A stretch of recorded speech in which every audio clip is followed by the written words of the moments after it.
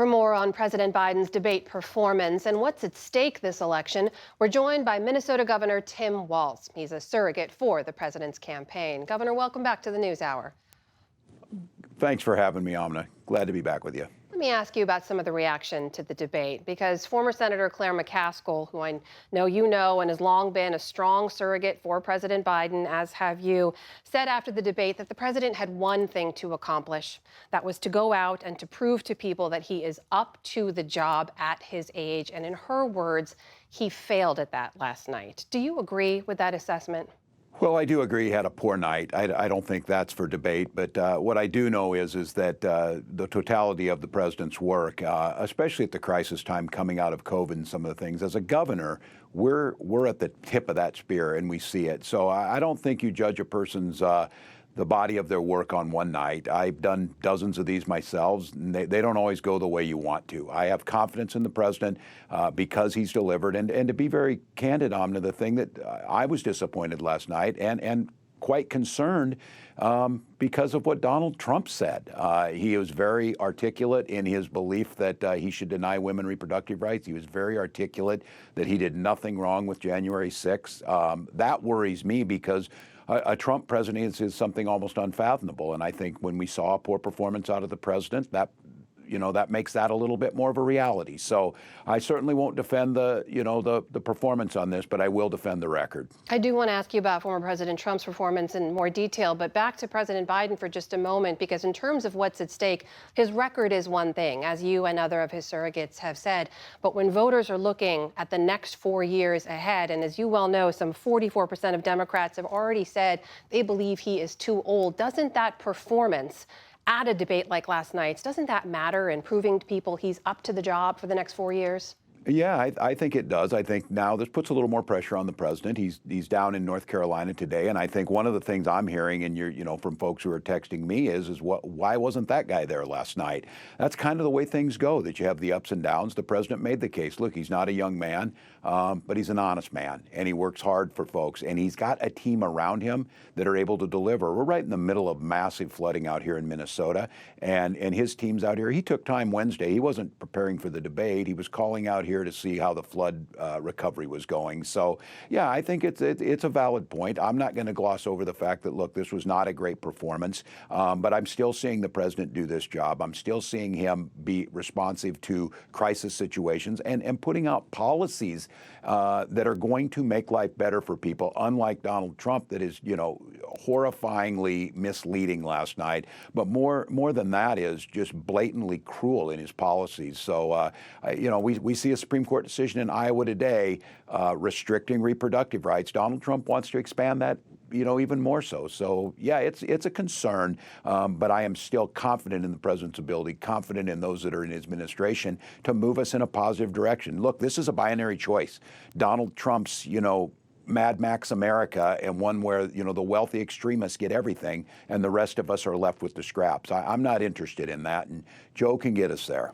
Well, I know a key part of the Biden mission and Biden campaign mission is to draw that stark contrast, not only between these two men's vision for America, but who they are personally. As you noted last night, former President Trump was calmer than usual. He was confident. He did deliver a steady stream of lies and baseless information that went largely unchecked. So to your mind, for viewers watching last night, do you think that contrast was clear?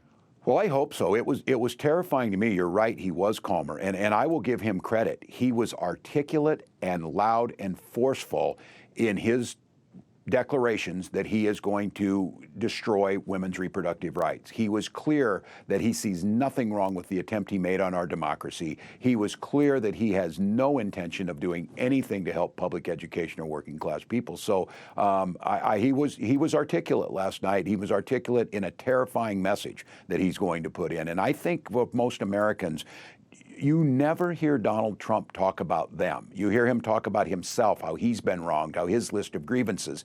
And at the core of this, when we decide in this binary choice, you have a decent man in Joe Biden who at times isn't able to articulate as clearly as he might want to, but has delivered time and time again. They continue to underestimate him. We're seeing the golden age of infrastructure. We're seeing a resurgence of chip manufacturing. We're seeing clean energy jobs and just the things that people are excited about.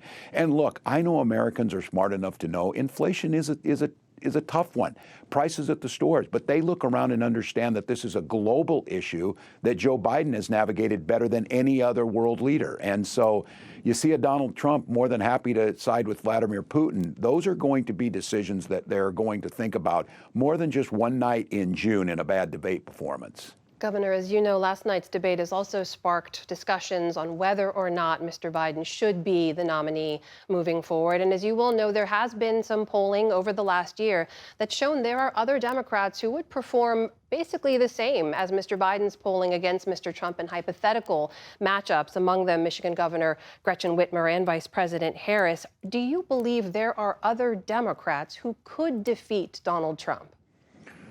Oh, yeah, I think there's a lot of folks who could, just like Joe Biden has defeated him. He's the guy who actually did it, and I think he'll do it again. Our bench is deep.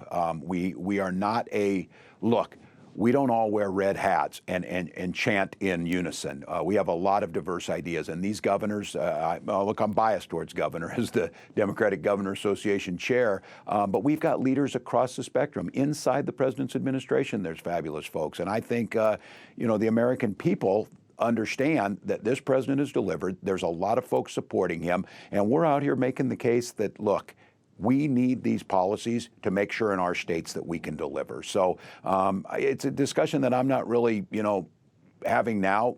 Those names you mentioned, I think one of them will be president in 28 after we get the president over the finish line here, finish out the work that he started, and then hand that torch. Do you believe that President Biden should debate again in September, and will he?